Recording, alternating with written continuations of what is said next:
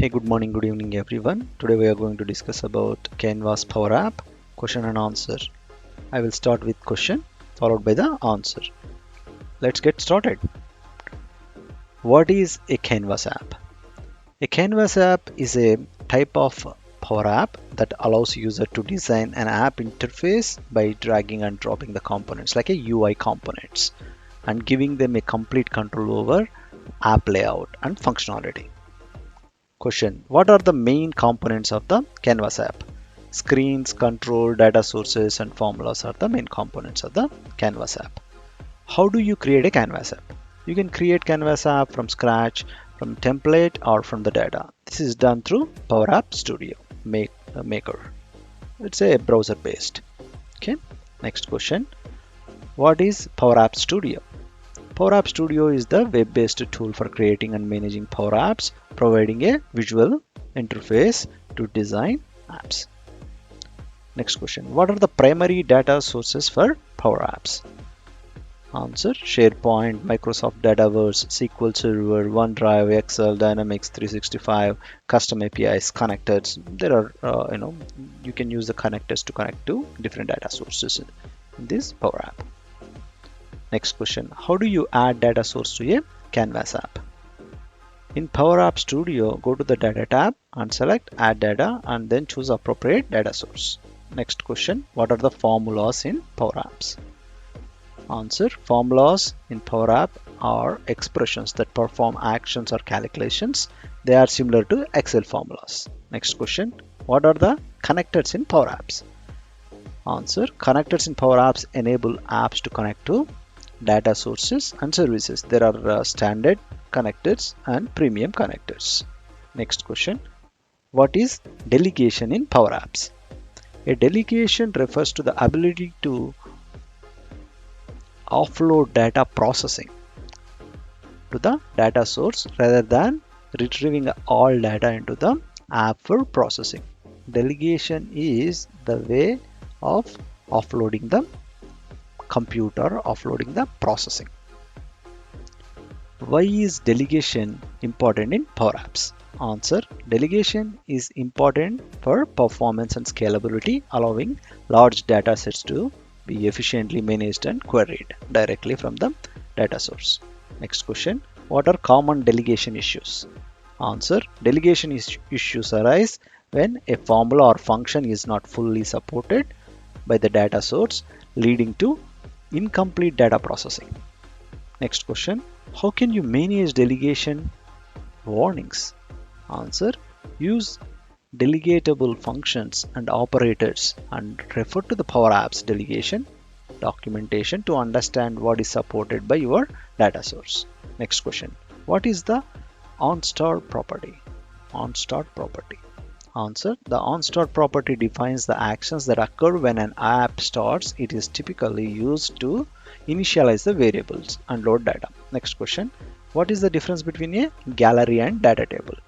A gallery is a flexible control of displaying a list of items, whereas data table is more structured control designed for displaying data in a tabular format.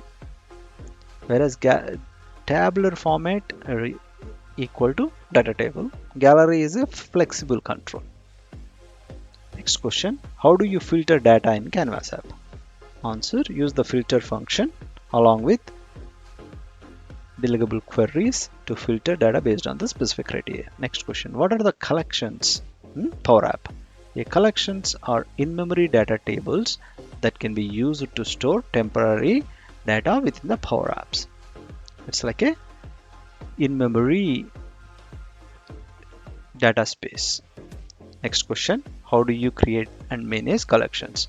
Use clear, collect and collect functions to create and manage collections. Next question: what is the purpose of patch function? Answer: the patch function is to do CRUD operations, create, update or delete records in the data source. Next question: how do you navigate between screens in the Power App? Answer: use navigation function to switch between different screens within the app. Next question: what is the reset function used for? This function reset function resets the control to its default value. Next question, how can you customize the look and feel of the Canvas app? Answer, customize the properties such as colors, fonts, images, use themes. Generally, better practice is use the themes to ensure the consistency. Create a theme and put the theme in different screens or forms. Next question, what is the importance of accessibility in the Canvas app? Answer, accessibility ensures that the app can be used by people with disability, making it inclusive for all users. Next question, how do you implement responsive design in the Canvas app? Answer, use relative size, positioning and layout containers to make app responsive to different screen sizes. Means if you are using relative components and positioning layout containers, then the screen elements or UI components will adjust based on the screen size. Next question, how can you optimize the performance of a Canvas app? Answer, minimize the number of controls, use delegation to offload the processing to the data layer, load data on demand and reduce data size.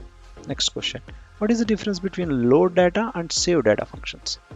Answer, load data retrieves data from local storage while save data saves data to local storage, allowing offline functionality.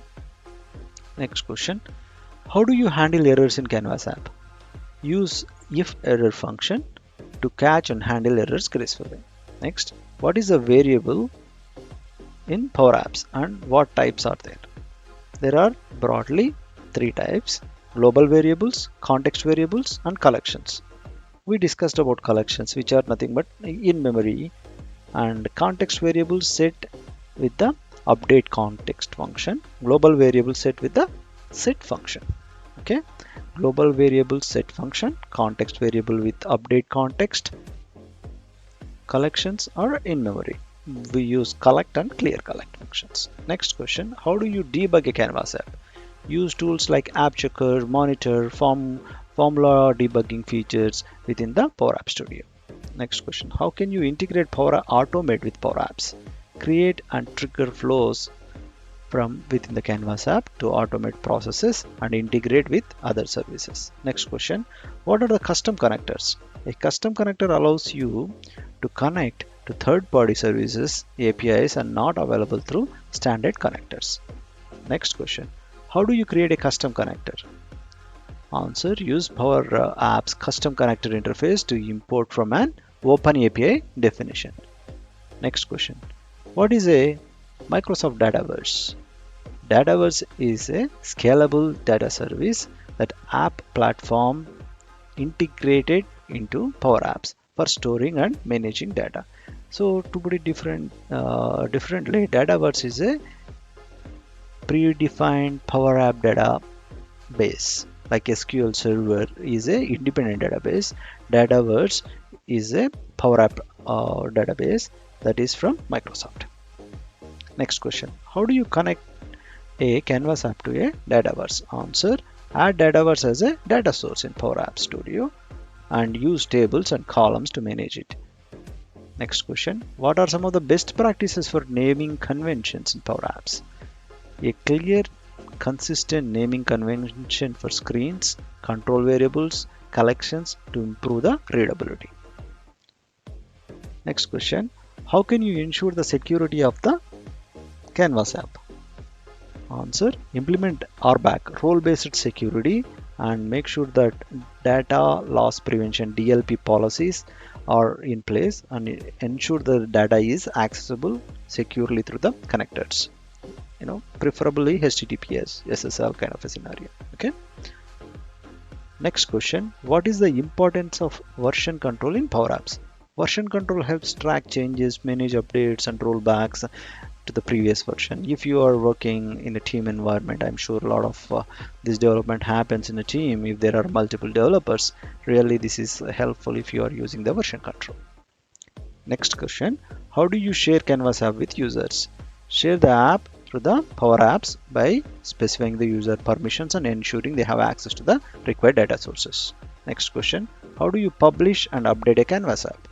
Save and publish the app to through the Power Studio and making it available to the users with the latest update. How do you troubleshoot connectivity issues in the Power App? Check data source connections, network settings, and ensure the correct permissions are in place. Next question. What should you do if an app is running slow? Tune it. Review and optimize formulas, minimize control usage, ensure delegation. That means do the data processing in the data layer, and reduce the data size. Next question. How do you handle app crashes or unexpected behavior? Use the app checker and monitor tools, review the error messages, and debug formulas and data connections. Next question. How do you manage app settings and configurations? Use environment variables, configurations with Power Apps, and manage app settings through the admin center. Next question. What do you do if an app is running slow? I think we discussed about this in the previous slide. Looks like we came to the end. Thanks for tuning in. Hope you learned something from these questions and answers. Stay tuned for our next session. Bye for now.